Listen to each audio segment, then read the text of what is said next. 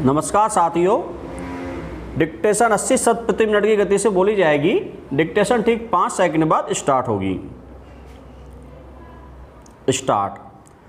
निर्मल वर्मा नई कहानी के विशिष्ट कहानीकार हैं, जिन्होंने हिंदी कहानी को वस्तु चित्र का नया फलक ही नहीं, कथा निर्वाह की विशिष्ट भंगिमा और कलात्मक सार्थकता प्रदान की है। विराम। उनकी कहानियों में व्यक्तिपरक, एकांतिक और अंतर्मुखी अनुभूतियां हैं। विराम। जीवन की ठोस वास्तविकताओं के विपरीत निर्मल वर्मा अपनी कहानियों में व्यक्ति के अंतर्मन की गुत्थियों को रूपायित करती हैं। विराम। परिंदे उनकी सर्वश्रेष्ठ कहानियों में से है तथा हिंदी में इस कहानी की सर्वाधिक चर्चा हुई है। विराम। इस चर्चा का कारण यह रहा कि डॉक्टर नामवर सिंह ने इस कहानी को हिंदी की पहली नई कहानी घोषित करते हुए इस कहानी की खूब प्रशंसा की। विराम। परिंदे कहानी की अंतर्वस्तु व्यक्ति के यथार्थ के सूक्ष्म और आंतरिक स्तरों को उद्घाटित करती है। विराम। इस कहानी के पात्र एक विशिष्ट परिवेश के हैं।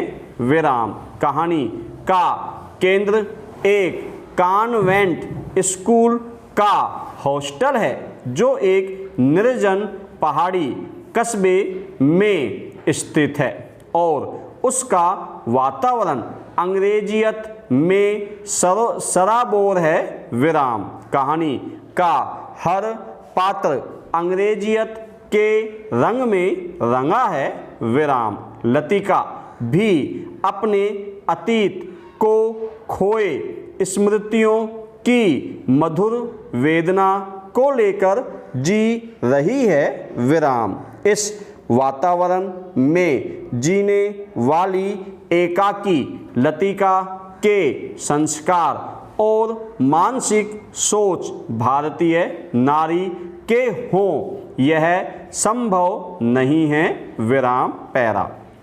परिंदे कहानी का वातावरण और चित्रण विदेशी सा लगता है, क्योंकि वह सामान्य भारतीय वातावरण से भिन्न और विशिष्ट परिवेश है। विराम। किंतु संवेदना के स्तर पर कहानी में कहीं विदेशीपन नहीं है।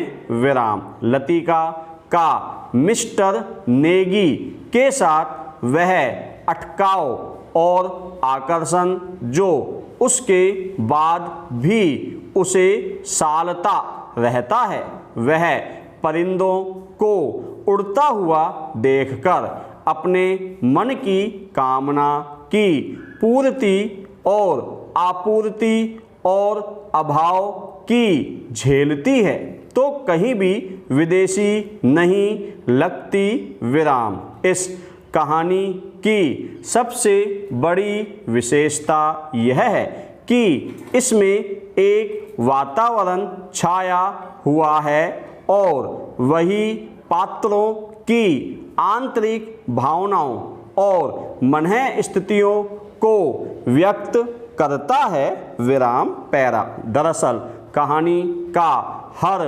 पात्र इस वातावरण की संप्रकृति की उपज है। विराम। इस कहानी में व्यक्त अवसाद इस वातावरण द्वारा ही अभिव्यक्त हो सकता था। विराम। पैरा। लतिका के जीवन का एकांत साधारण नहीं है, क्योंकि उसका मन सदा भटकता रहता है।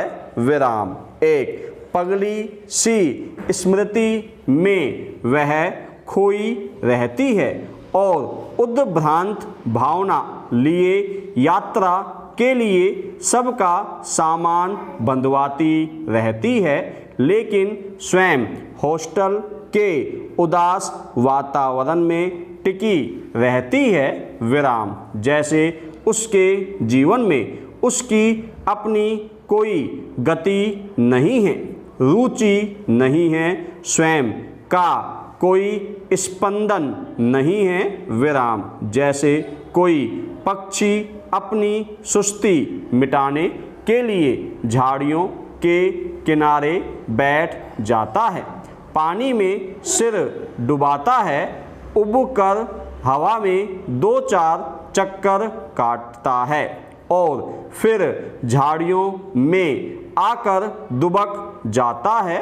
विराम। लतिका भी लड़कियों के साथ मीडोज में पिकनिक कर लेती है, प्रेयर में पियानो सुन लेती है, पुरानी स्मृतियों के शीतल जल में कुछ देर डूबकर फिर अपने ही एकांत में दुबक जाती है। विराम।